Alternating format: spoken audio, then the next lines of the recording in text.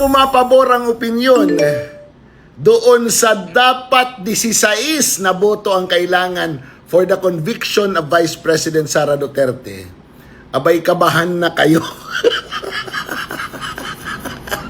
Dahil ang popularidad ni Sara Duterte ay talaga naman hindi matalo-talo. At ang popularidad ng administrasyon na ito, lalong-lalo na si Marcos, palubog ng palubog. Ang nagpapataas na lang yung Kamara de Representantes. Sila na lang ang gumagawa ng resolusyon. Nagbobolahan na lang sila. Alam nyo, yung usapin na yan, talaga namang sinasabi ng mga eksperto na dapat talaga i-honor yung sinasabing 24 senators. All of the 24 senators should be considered in voting for the conviction. Meron lang mga kondisyon kung kailang hindi. At ano yon? Pagmamatay at matanggal. Si Jinggo hindi pa naman tanggal, na-suspend lang. It does not mean na hindi na siya senador.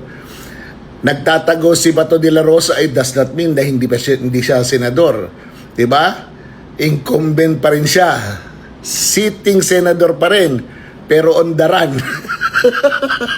Dahil sa kagagawan ng administrasyon na ito. Diba? Binigyan daw ng konstitusyon na mas mataas na safeguard ang impeachment dahil ang mga opisyal na impeachable ay napakataas din ng mandate sa kanila. Kaya dapat i-safeguard yun.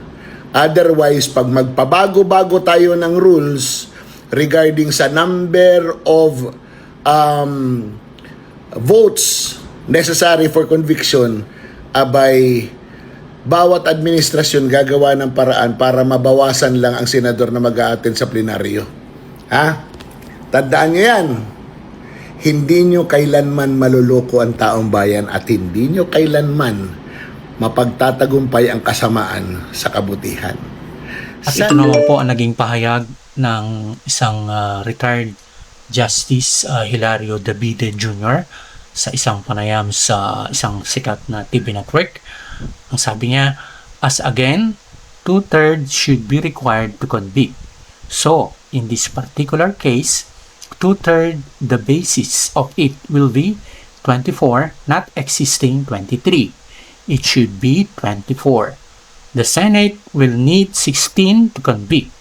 In other words, since there are now 23, the vote of 7 would be enough for acquittal. At yan po ang kanyang sinabi. Maraming salamat po.